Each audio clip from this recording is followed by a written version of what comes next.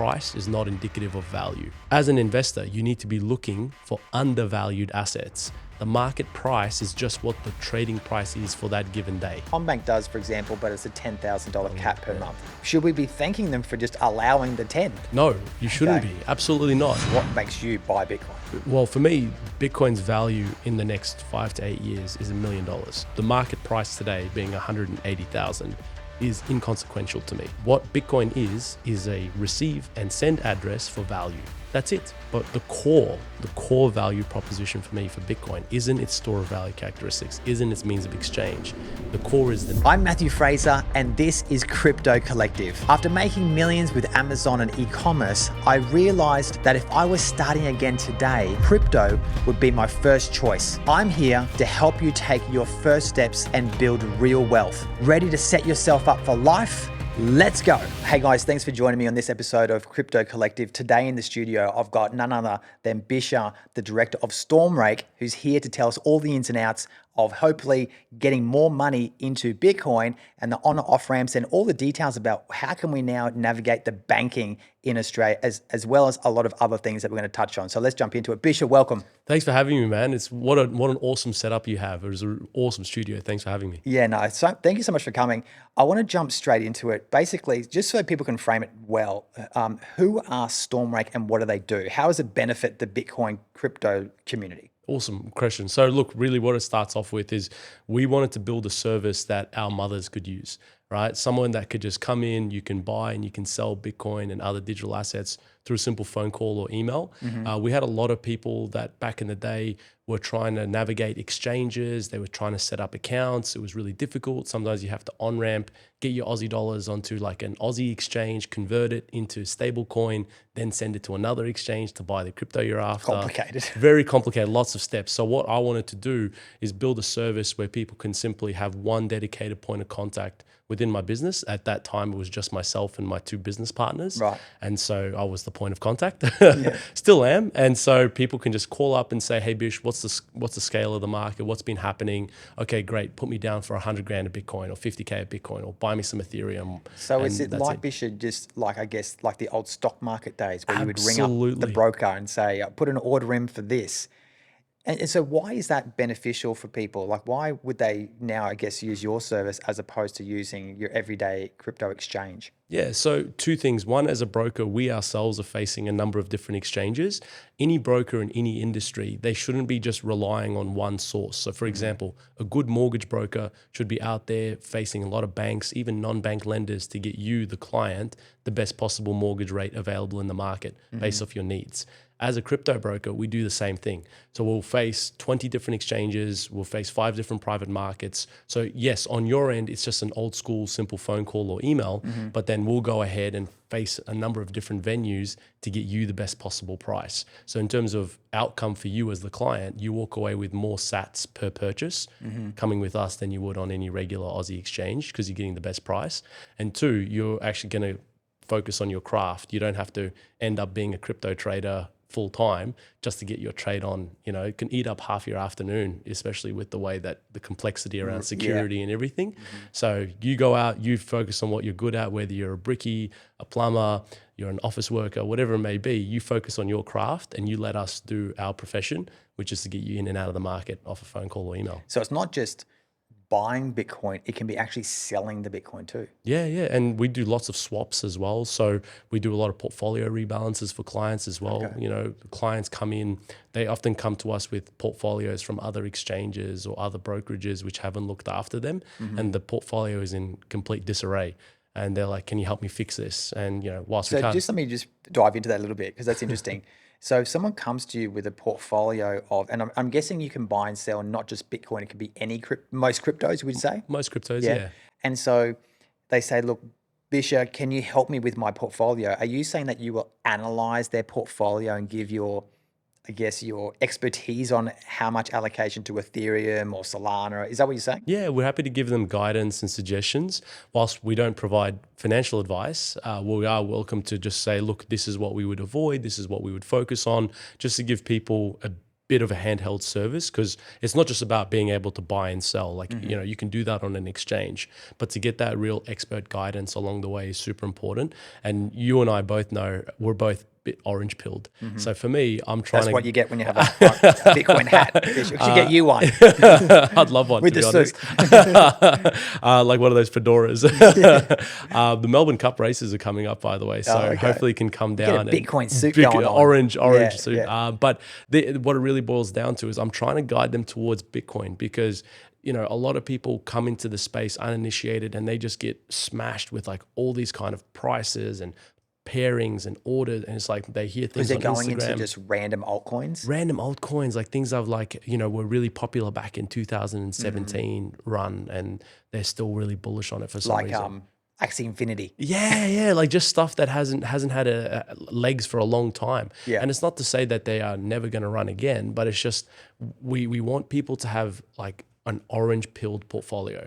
Whilst we're not Bitcoin maxis, we describe ourselves as Bitcoin traditionalists, which is it's Bitcoin first, Bitcoin primarily, build your portfolio around BTC, and then at the margins, you can take risk in your portfolio, because that's really what you're doing when you're dabbling in altcoins. I see Bitcoin as store of value, means of exchange, the most open and permissionless network bar the internet. So it's a fantastic tool to use, and it's a fantastic asset to have in your portfolio. Everything else, I just feel it's kind of like internet tech stocks of the early 2000s. That's basically what they are. Plenty of opportunity, huge upside, huge opportunity, plenty of risk. 99% of them will fail in a spectacular fashion. But what you want is you want to be invested in the 1%, the ones that could be the potential Googles, the Amazons, the Facebooks that really take off. Just on that, Bisher, you would see people that come in, and let's say they do get that altcoin, that 1000Xs or something, right? Just totally nuts. Yeah. The problem still has to be cashing in. Yeah. And that would be the difficulty, right? Do you see that? All the time. There's two difficulties. One is the greed factor, getting rid of something that's made you extraordinarily wealthy. On paper, yes, is very hard to do so. And two, once you make the decision to pull the trigger, the liquidity on these tokens is super low. And that's why, again, explain that though, because I don't think people really understand what that means. They think, hey, the price has just gone up to X. I'm just going to sell all my bag now. But that's not really the case, is it? No. So oftentimes if you market sell an illiquid altcoin that you've done quite well on, you could tank the price 10, 20, 30%, right? Because you could be potentially quite a large holder. And so what we want people to realize is that as a broker, we can actually break up the order across multiple venues, and we can spend, one of my traders can sit on the order just feeding it into the market regularly. So that way, and the client, they don't need to worry about they don't see how the sausage is made. It's just they get the results. Correct. So like, whilst we might have spent 2, maybe 3 hours just feeding it into the market, taking small drips and drabs off, and then you'll just get one exit price, which is around the market price that you saw that you wanted to hit. And then we give you the AUD, or you might have been swapped into Bitcoin or whatever, right? And so the part of the service is that we break it up, we make it discreet so that it doesn't affect the market too much. Yeah, and then can I just jump in there? Because I think the reason why you don't want to affect the market too much is, let's say you sell part of your bag, maybe you want to sell all of it, you sell half, the market starts tanking, other people see it tanking, they now start wanting to sell. Is that right? And then say, you can't sell your next half. Correct. So it's again, like, to break down what liquidity is, like you might have a on paper position that's worth $500,000, but the current price, let's call it $1, there might be only $100,000 worth of buyers at that price point. Yeah, because when you're selling, someone else has got to buy. Correct. Yes. And so that's with any asset on any, it's not just unique to crypto, it's stocks, precious metals, everything, right? And so we want to do it in a way which gives the client ultimately a simple execution where they don't have to worry about the mechanics, the nuts and bolts of it. We do that, and then they just end up with a great outcome, and then they go on to the rest of their day worrying. This is such an important topic, Bishar, because I don't think, particularly people who are new to the market and they're about to go into this bull cycle and they think they're going to be all these riches sort of waiting for them at the top of the mountain, but they don't realize that this liquidity issue. How should they navigate that? Is scaling out on the way up the solution, or is there something else? Look, to be fair, it comes down to what you want to achieve with your portfolio goals, right? Some people are genuinely in it for a long-term investment. They don't really worry about cycle to cycle. And that's the philosophy that we approach towards Bitcoin, for Even example. on some of these sketchy No. altcoins? Let's say, for example, for the ones that you are investing for the idea that you want to, grow your bag and then trade it back into Bitcoin or take some profits into Aussie dollars, that's perfectly fine. When the time comes to exit your position, let's exit the position, right? You don't have to marry it or anything like that. Now, if you want to discuss what is the most suitable exit strategy for your portfolio, let's have a phone call, right? That's exactly because we don't know. You could be in a mixture of like top 5 alts, which doesn't require a scale out. If you're in things like Solana, Ethereum, even XRP, they're super liquid. Yes. So you can give me a call and say, sell 2 million, 3 million, 4 million, 5 million. We'll get that done quickly. It's not going to smash the market. But if you're in a coin that's outside of the top 100, and you want to exit it quite quickly, let's say, for example, Asta has come onto the scene quite recently. That's still, despite the fact that it's got a large market cap, is still quite illiquid as a market. We're going to need to scale that one out. So it does change from coin to coin depending on what you need. So that's why we have that really consultative approach, because the last thing I want to say is try to provide a blanket suggestion as to what we would do, but it does come down to the coin, because like most of the top 50. Though, Bisher? Have you seen people who have come in to seek your service try to sell out an altcoin thinking they're going to make millions and you just can't sell it? Yeah, absolutely. Like there have been coins that people have tried to come to us with. We can't accept everything, so we genuinely try to give a red hot crack at supporting a client's trade. But they'll come to us and there might be, on paper, the market cap might be 50 million of a token, and they've got like 10% of the market. And I'm like, listen, dude, there's literally less than 50K of buyers at the current price point. So if I was to even just put like 40 grand into the market, you're going to start moving the market price. So on paper, it looks great. Their wallet shows them $1 million, but yeah, it must be livid though. If you're that person and you've got $1 million in paper and you're thinking, I'm cashing out, and then you literally just cannot cash out. I know. Look, I just wanted to touch on this because I think it's so important, because you're on the inside. One, I didn't even know that was the type of service that you could provide, which is amazing. And I just want people to be careful, which I think it kind of brings us back to really the fundamental reason why we want to focus really on Bitcoin, because of the liquidity, because of the store of value and all the other attributes. Let's talk about, though, banking, because in my community, in Crypto Collective, it's growing really fast, Bisher. There's now nearly 1,400 people in there, mainly Australians, predominantly who want to grow their wealth, but also through superannuation. Okay, they want to move their super into an SMSF and allocate to Bitcoin. This is a big one for people. However, what we're finding is under certain types of demographics of people, the banks are putting up a lot of brick walls. And traditionally, I bank with ANZ. I've actually found pretty good success with there. But in saying that, for people who are new to this, you can't just, look, people make the mistake. I see this all the time. I've been with Westpac for 30 years. They know me down there. I'm just going to transfer this 50 grand over to XYZ, coin stash account, or over to yourself at Stormrake, and everything will be great. Yeah. And the next thing you know, all of their accounts get shut down. Like not just the transaction gets frozen, every bank account is like completely frozen. Yeah. And then of course what happens? Panic. Yeah. Because now they can't go buy the groceries, they can't buy fuel, right? If they don't have any cash. So in your experience, Bisher, what do you see happening in the landscape right now with banking? And I want you to give us ideally at the end of it, like a solution. Awesome. Like this is a huge topic to unpack. And let's start at the high level, right? Like I really want to give people the bird's eye view as to what's happening with regards to Australian banking and crypto. Why do these issues come up? It's not just because we're being told it's preventing us from scams. No. So that's couldn't be further from the truth, right? That's the narrative that the banks are selling to their customers to kind of appease them and try to like take the pressure off. But what's happened? Let's really bird's eye view. The regulators is waiting on Treasury, the Australian Treasury, to come out and put forward guidance on how to treat crypto. Because crypto in Australia right now is an unregulated asset class. It's not considered a financial product. It doesn't sit under an AFSL, which is an Australian Financial Services license. There's all of these gray areas that is intended to be now clarified over the next couple of years. But the Australian Treasury hasn't pulled their finger out and got their act together and put forward guidance towards the regulator, which is in this case ASIC, which is the Australian Securities Investment Commission, as to how to regulate the digital asset industry. Right. And as one of the largest brokerages in the country, we're actually saying, look, we're not shy of regulation. We're based on Melbourne, Queen's Road. Come in, have a chat with us. We have an office. We have an office. Come have a chat. Yeah. We're keen to discuss this, right? But nobody's coming to the table. So the regulators are pointing to the legislators, saying we don't have any legislation. The legislators are sitting on their hands, saying, oh, we don't need to worry about this for now. They've got other things to worry about, like how to tax your unrealized gains and things of that nature.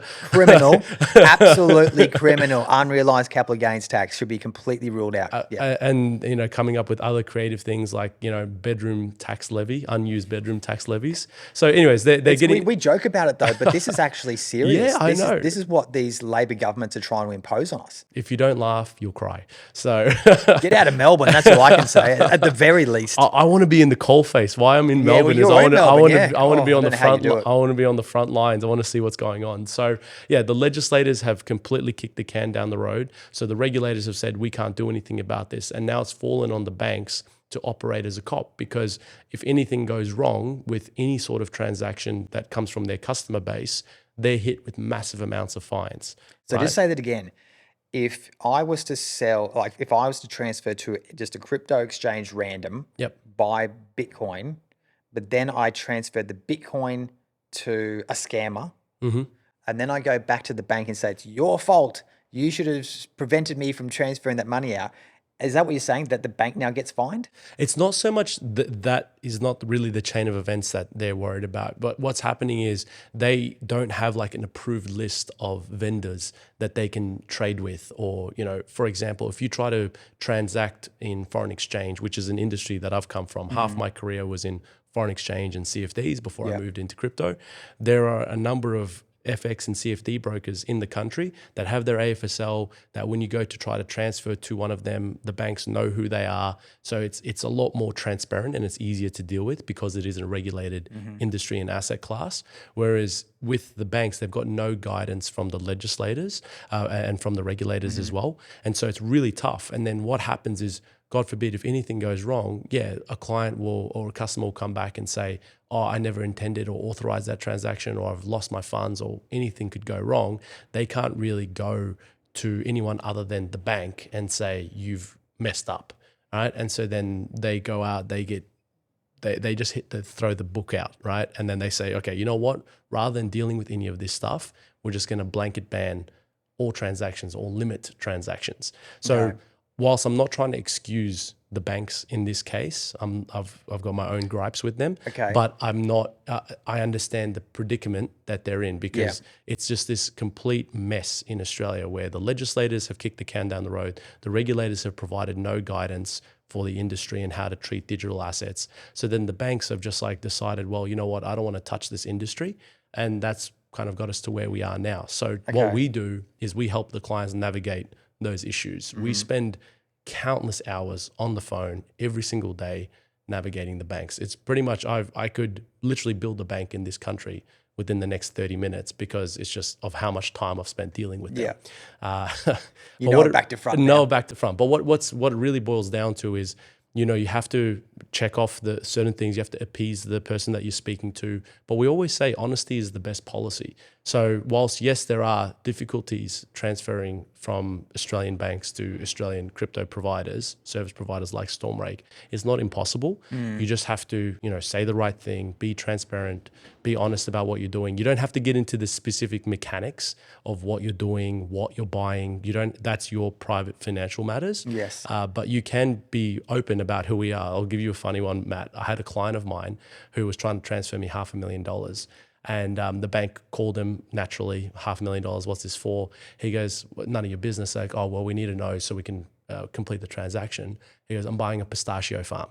And if you look up Stormrake, we've got nothing to do with macadamias, they nuts, know, and because obviously your bank account number. The person's got to send, just to be clear, the person's got to obviously get Stormrake's bank account, your proper bank account, right, to transfer the AUD into your account. Correct. The bank's now looking at the details and going, Stormrake, nothing to do with, no, we're not pistachio farmers. So they blocked the transaction, blocked his accounts. He's lying. Yeah, correct. And he's like, I didn't want them to stop my transaction going through. I didn't want to tell him it was for crypto or Bitcoin. And I said, look, when it comes down to this stuff, honesty is the best policy. That's the reason why we have an open door policy on our end. We meet with clients, we meet with regulators, we meet with people because we want people to know that digital assets isn't there's nothing nefarious behind it. There's nothing nefarious. You know, it's not like some asset that you have to meet in a dark alley and, you know, buy it. Like back in the day when I was buying Bitcoin, I had to buy it in car parks. This is the McDonald's car park story. Yeah. So that's like literally how I got into Bitcoin. I met up with people on online forums. Hey, okay, I'll meet you at this time. You get on Facebook Messenger, you organize a meet and greet, and then you pick up some BTC in a paper wallet and you give them cash in an envelope. It was all peer to peer. Now we don't have to do that, right? It's not some dodgy, like it's not even, wasn't dodgy then. It was just a very small asset class, very difficult. And so we want people to realize that come to us, let's make it easy for you, right? The banks, yes, whilst they are difficult, and I've kind of given you a bird's eye macro view as to why they're difficult. It's interesting because I didn't even know that. So should we say then that the banks who do allow transfers, I know like Combank does, for example, but it's a $10,000 cap per month. Should we be thanking them for just allowing the 10? No, you shouldn't be. Absolutely not. The banks, because the banks could just turn and say, well, like you said before, just blanket rule and just say, well, no one's doing anything. Like Macquarie came out recently and actually said, had an SMSF with them. And they said, we're not doing any transfers. Yeah, it's really funny because there's no real rhyme or reason as to which bank is consistently the best or which bank is consistently the worst. Like I've had clients swear by Macquarie that they've had never any issues with them. Some have had terrible experiences. Other clients, like I was just on the cab ride here and I had a client who was trying to transfer $1 million from the CBA, had a lot of issues with them, lots of questions. What's this for? What's this about? Okay, we're going to cap this transaction to $10,000. Literally just a fortnight ago, I had a client of mine send me $1.2 million from the CBA as a domestic transfer. Oh, and it went through. Went through. So it's like there's no particular amount that's going to flag it. Though, Bishar, that the CBA for banks, for example, have like a list of like, oh, they're Stormrake, they're blacklisted. No, right? So that's not the case then. It's this, it's nothing like that. So what it actually boils down to is a lot of these decisions aren't even done manually. It's all based off this like risk matrix. It's an algorithm, right? So if your biggest expenditure in a week is your weekly grocery run or your petrol top up, and then all of a sudden you're trying to make a 100K transfer to Stormrake to buy some Bitcoin, whilst it is very much a legitimate transfer, it's just out of the normal for based off your regular history. Yeah. But if you're buying cars, buying real estate, buying stocks, and then there's another 50K transfer to Stormrake, it kind of fits the matrix. It fits within the risk matrix. Does it also fit with, I guess, the amount of money you've got coming into the bank? Yeah. You know, like you've got, if you're on the Centrelink payments, for example, and then all of a sudden you've got $100,000 sitting over it, might raise a red flag. Correct. But if you're buying and selling properties or other assets, you know, money coming in and out. Yeah. So it's there's no particular like thing that you have to worry about. What I do advise my clients, and just to keep it really simple, just be honest. There's so, Bishar, be forthright. This comes up so, and I want to dig right to the particulars here because everybody's going to want to like listening in, like, what's he going to say?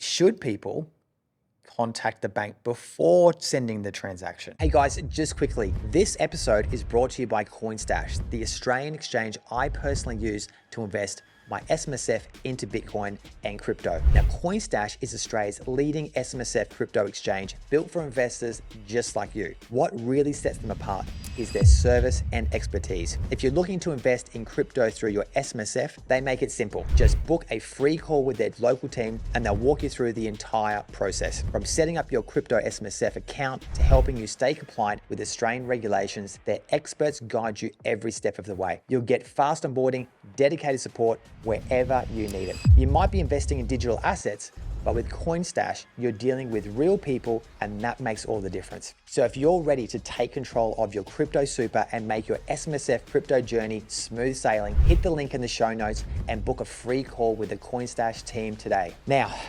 back to the episode. Not necessarily, no, because what you just need to do is like any other regular transaction that you're going to be doing. If you are doing anything over, say, $100,000, we do provide guidance and say go in branch, right, and actually do a domestic, what is known as a domestic RTGS or a real-time gross settlement.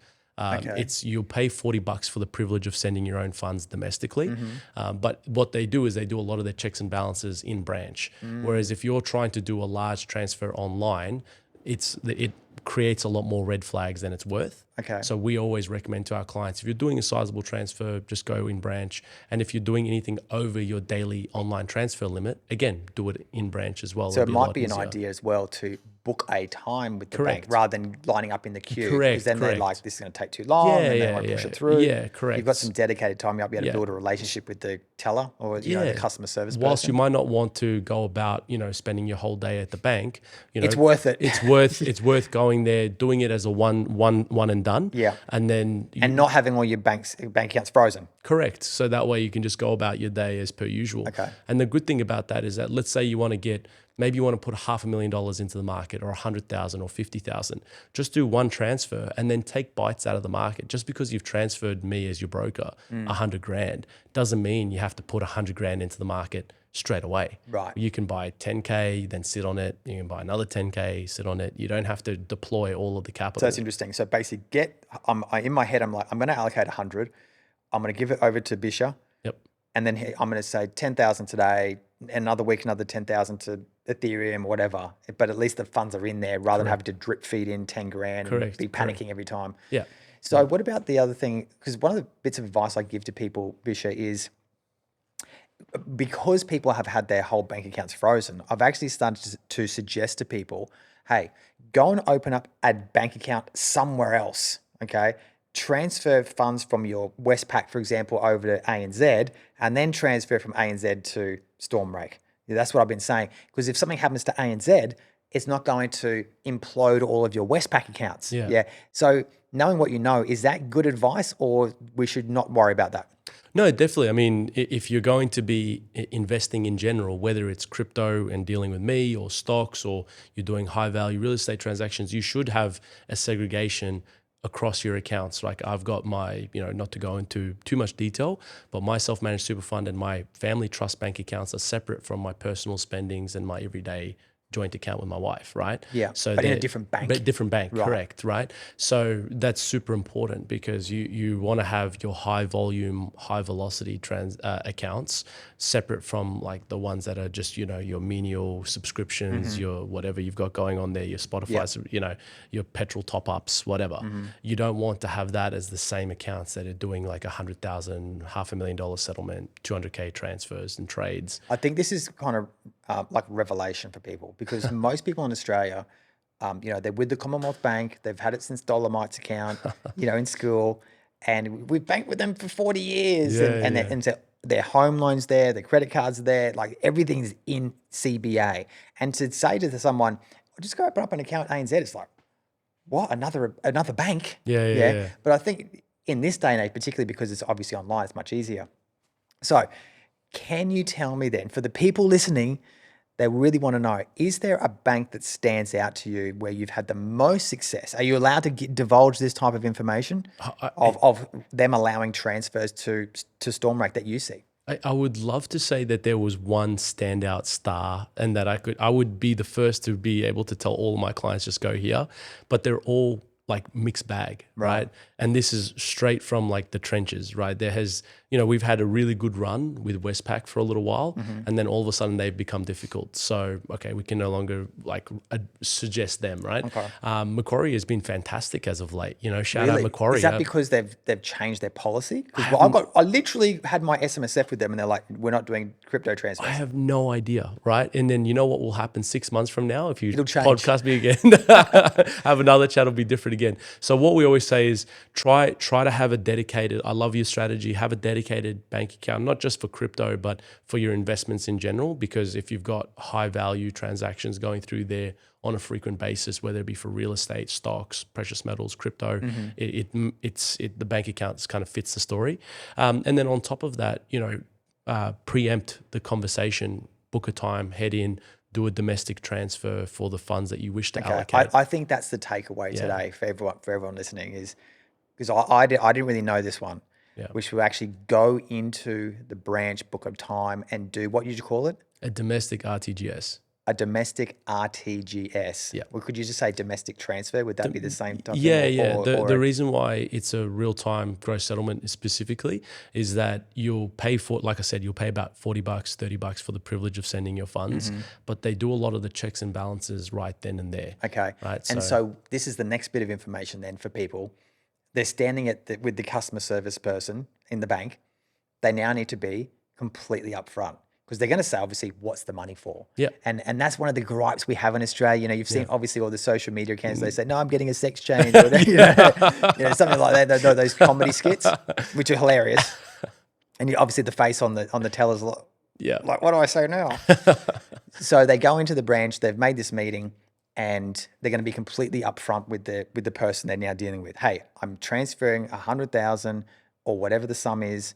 I'm sending it over to Stormrake or another crypto agency, and it's for buying Bitcoin. Yep. Right. Do they need to go to that level of I'm going to send this money in to buy Bitcoin? I'm sending it there to invest? No, absolutely. Yeah, correct. To invest. I would never say that you have to feel obliged to disclose what you're buying, what you're investing in, how you're holding it. That's really your private matters, and that's you don't need to disclose that. What's the other bit of information they can give though? Because your business, for example, is also has it got any like government regulations, or is it AusTrack approved or anything like that? Yeah, so we're AusTrack registered. Right. So you can give them our DCE, AusTrack DCE standing for Digital Currency Exchange registration number. So you can give that to them as well. We've got our ABN and ACN that you can provide them as well, so they can see. Just more like legitimate information. They can pull it up. We're fully Melbourne owned and operated, and a phone as well. number. And a phone number, right? And we've actually had a number. Speaking of that, I've actually had a number of banking partners give us a call from ANZ, CBA, being like, hey, we're about to make a $200,000 transfer for XYZ client. Can you give us a story about that? They're like, yeah, they're a client of ours. They're looking to make a transfer to make some digital asset investments. And they're like, oh, great, we'll get that approved. So whilst we would never disclose what you're buying, what your portfolio looks like, what you're in, we'll obviously disclose, yes, they're absolutely a client of ours and they're buying. Yeah. And we recommend the same for you. You don't, like if you go in branch, Matt, you don't need to disclose to them your strategy, your portfolio. I'm buying this much Ethereum and this much Bitcoin. No, that's too granular. You are making a digital asset investment. I'll give them a hot tip though. I think Solana's on the way up. But yeah, just taking notes. That's honestly I think part of it as well. Like, as much as I take shots at the banks for how they approach this, there are some of my clients are in the banking industry, and they are red hot on Bitcoin and digital assets because they see how it could empower and embolden the individual. Okay, right? let me ask you this now. I'm going to go a bit. Okay, so thank you for all that because I think that's the big takeaway there. Is it true though that the government and maybe even the banks don't want you to move the money out because under Bitcoin, as we know, you can self-custody the Bitcoin? Yeah, the self-custody piece is really where it kind of unravels the whole fiat banking system. So here in Australia, we run something known as fractional reserve banking. So for those who are watching at home who don't know what fractional reserve banking is, what it boils down to is, let's say you deposit $100,000 into the bank. You, Matt, have now become an unsecured creditor at your local bank, and they can lend out that $100,000 10 times over.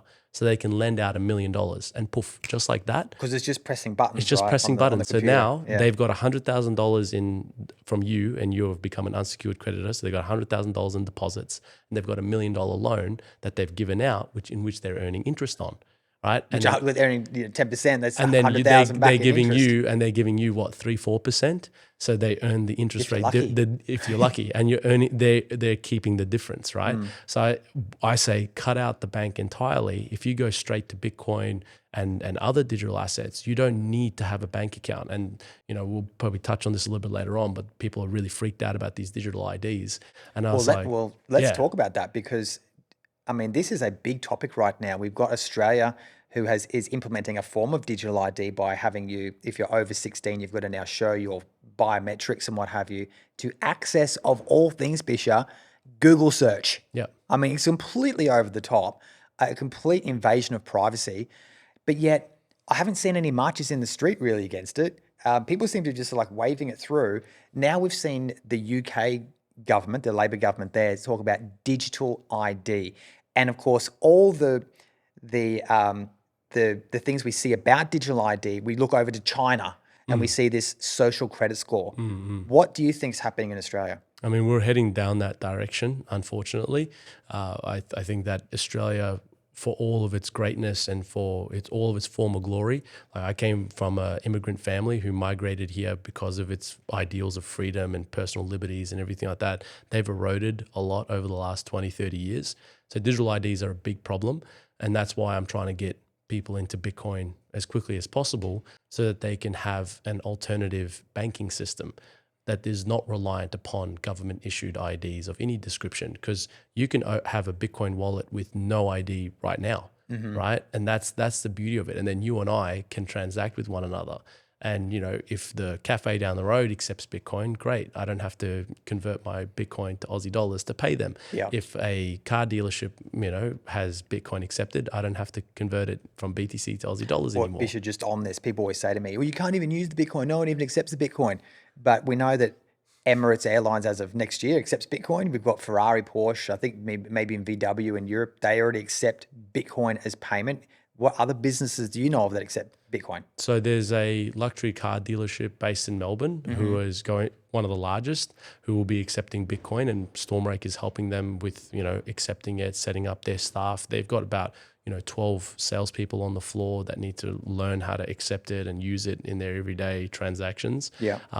They have some of the most gorgeous cars that you can imagine, and people will be able to pick up a Porsche, a Ferrari, a Bentley using Bitcoin. And that's a really powerful thing to think about, is that there's even one here in the Goldie, I think, or here in Brisbane. I think they're called Pickering Luxury Car Garage, and they accept Bitcoin for their cars as well. So it's not some obscure asset. Yeah, anymore, the question would be like, if it's so worth less, why would these businesses accept it for payment?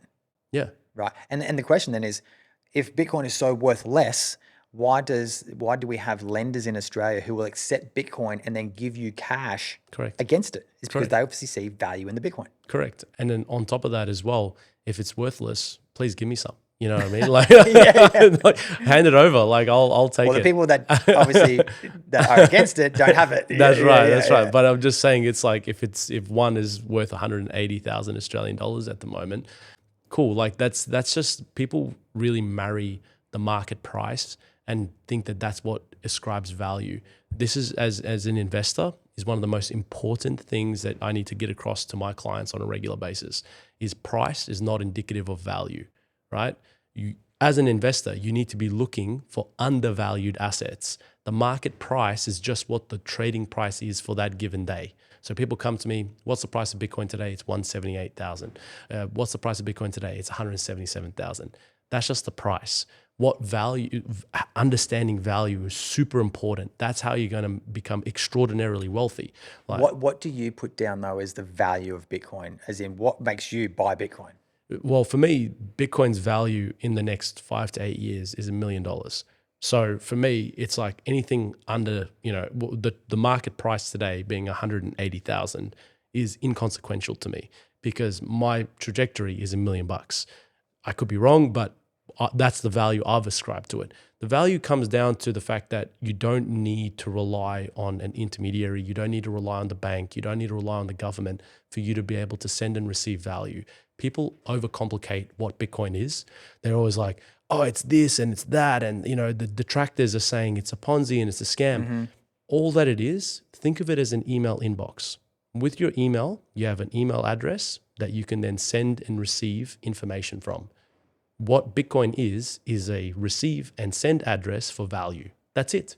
Let me ask you this then, because I just had a guest on recently and they said, Matthew, I understand that Bitcoin could be a new monetary system, exchange of value, I guess you could say. I give you one Bitcoin, etc., for goods, but I don't see it as an asset for growth purposes. Yeah, what would you say to that? Look, Bitcoin is a bit of a platypus in that case. If you look at it one way, it could be a duck. If you look at it another way, it's a beaver. But if you look at it again, it's just a platypus, right? And so what I mean by that is that it has many different characteristics. Yes. And it's not any one thing. It can trade and be treated as a currency what we were talking about, whether you're buying it and using it for a cup of coffee or a luxury car or booking your airline tickets, you can use it as a means of exchange. It is a store of value because of its scarcity. It can appreciate steadily over time because what you're trading essentially is the denominator, Aussie dollars, US dollars, euros for Bitcoin. Almost anything other than fiat currency over the next 10 years is going to go up. Real estate, stocks, precious metals, they've already been running red hot. Cryptos, they've been running.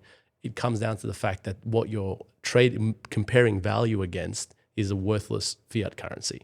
And so in that environment, it has multiple characteristics, but the core value proposition for me for Bitcoin isn't its store of value characteristics, isn't its means of exchange. The core is the network for me, which is the ability to send and receive value with zero intermediaries and without having to worry about any third parties blocking or stopping the transaction. We spent so much of today's conversation about how to massage the banks to just be able to invest, for example. You don't have to worry about that. Once you get into Bitcoin, you can send and receive through a simple send-receive function from your wallet, just as easy as sending an email or receiving an email. Someone then said to me, well, Bitcoin is really a Ponzi scheme because you need more people to buy into the Bitcoin for the price to go up. But what do you really think is the driver of the value of the Bitcoin increasing compared to the fiat currency? So we got to be very clear about what a Ponzi scheme is in the first place. The fact that the market price goes up as more people buy it is not the definition of a Ponzi scheme. The way a Ponzi scheme works is that you need to have, let's say, a closed loop system with $1 million coming in to pay out new depositors who come through whilst you're skimming the difference, right? That was the guy that started this whole thing was a guy called Charles Ponzi back in the 1920s, right?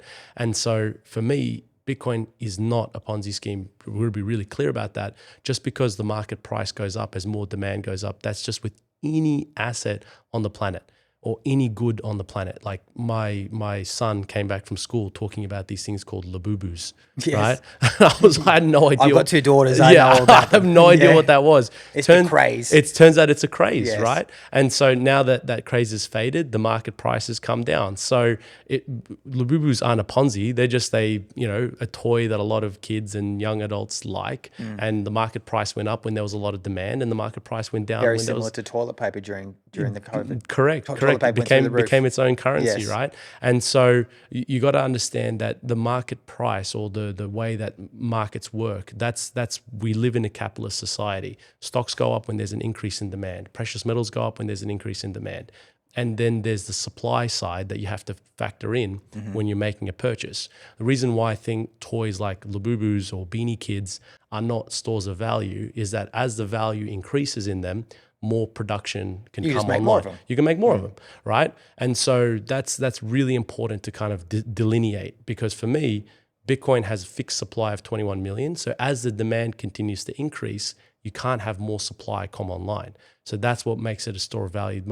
Defeats the entire Ponzi scheme argument from it as well. So, and more importantly, it's just a open and permissionless network similar to the internet. And so as a protocol and as a system, it doesn't require higher prices to operate. So for example, Bitcoin works at 10,000, $1, 100,000, $1 million, 10 million, 50K, 100K, 200K. The price of the Bitcoin that it trades on is inconsequential. The network works perfectly. There's I won't bore the audience with the difficulty of the hash rate adjustment. Don't do that yet. I won't do that. But it's a living, breathing network, and it operates perfectly fine. Even if the price was to drop 50% and I get some nice discounts to buy my Bitcoins, the network continues unaffected. Okay. And that's really important, is that it doesn't require higher prices in order for the network to sustain and continue to grow. All right, next, I want to put this to you because this is another query, I guess, that pops up certainly in the community, particularly around new people in the market. And that is right now, there's this issue where we feel like the banks are closing the door on getting on ramping, which we've kind of covered off on before. So maybe there's a way through, but at the same time, they want to get into the market quickly to get perhaps the prices today and not in 5 years, but they don't have the conviction to do that yet. I mean, and so, in my case, you start with a bit and you end up putting all your super in, right? And then you end up selling all your cars and then you end up selling on the properties. But what would you suggest to people to build conviction in this asset class? What should they do? Get on chain. Just start using this stuff, right? There's so many ways that you can actually just use it. Download a Blue wallet or a Moon wallet onto your phone and then send and receive $1 worth of Bitcoin. There's literally zero risk to you in that scenario, right? Come and open an account with Stormrake. Buy our minimum transaction size is 2K. So buy $2,000 worth of Bitcoin, have a play, right? There's no risk getting on chain. It's like, imagine having a play with the internet in the mid to late 90s and realizing that there's something here, right? And having the chance to kind of get into online and get to see different ecosystems pop up, because that's what you're really doing when you're investing into Bitcoin and crypto, is you're investing into the internet of the future. And really, you get on chain, you get online, you start using it, you recognize that it's real, right? Imagine back in the day convincing our grandparents that we are going to be sending each other messages on WhatsApp. Now my grandmother can't get off WhatsApp. She's sending me stickers and memes all the time long. You know, it's just become normal. And so that's what will happen with Bitcoin and other digital assets over time. So for anybody who is keen to get started but doesn't have the utmost conviction to sell everything and go all in, it is a continuum. You don't have to end up, you know, selling everything and the dog and the front porch and, you know, getting rid of all of it.